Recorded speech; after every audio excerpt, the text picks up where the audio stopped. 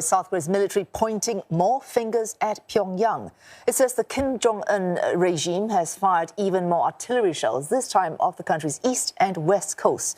The latest provocations came after Seoul imposed fresh sanctions on its northern neighbour, the first time it has done so in almost 5 years.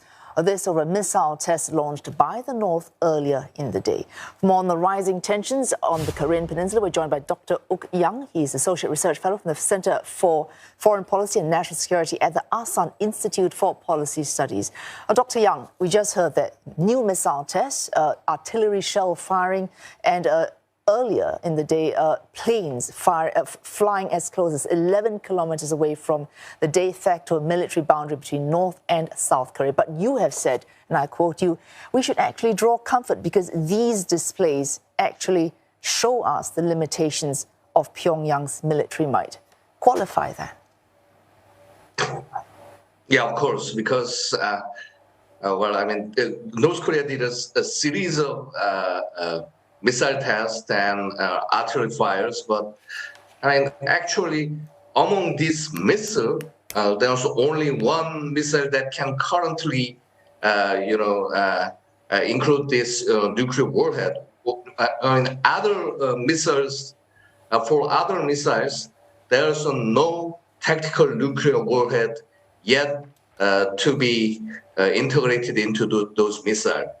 This series of tests, it intended to show that North Korea still has the power to invade Korea in any time, South Korea in any time. But actually, this only shows that they really had a limited military capacity.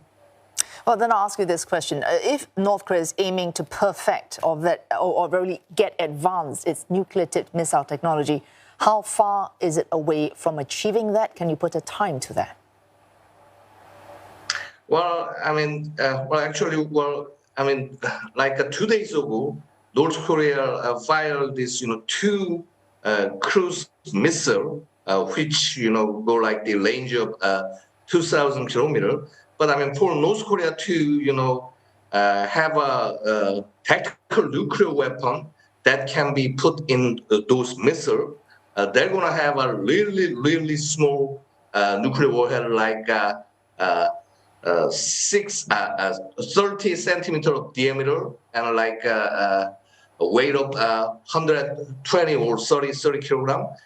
And that for North Korea to, achieve that kind of technology, it still needs like a few more years to get those things. But I'm not saying that North Korea cannot get those kind of warhead, but it'll take for the regime some time to perfect it, that kind of that level of technology. Doctor, I suppose there's concern this time because one analyst are saying that after China finishes its 20th Party Congress, North Korea might launch its 7th nuclear test.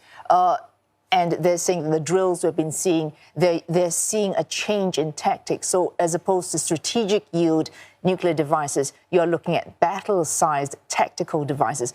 Explain that difference to us. And if there is that difference, why is it important?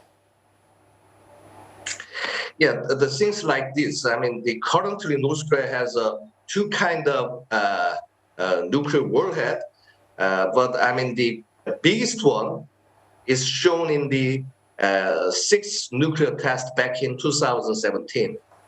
That nuclear warhead, we suppose that it could have like 300 kiloton of its explosion. That means that it's a kind of like a strategic nuclear weapon. The North and South Koreas are close together. So for North to shoot a strategic nuclear warhead into South Korea, which means that all these radiation might go back to North Korea. So it's really hard to use this big and powerful nuclear weapon. Sorry, Dr. Yang. Sorry to those, cut in. I just need some clarification. So, are we looking at an impending firing of a battlefield tactical size device? And if we are, is that a game changer for South Korea and the United States? Yeah, I mean, if North Korea can use it, I mean, it could be, because for North Korea, they have kind of like a really limited conventional military forces. Well, since South Korea has much more air power over North Korea, and South Korea has three major U.S. bases in Korea, so for North Korea to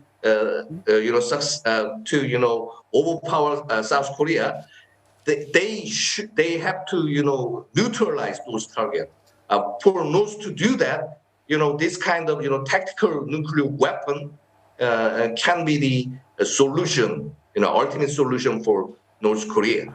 Thanks so much for speaking to us, Dr. Uk Yang, speaking to us there from Seoul.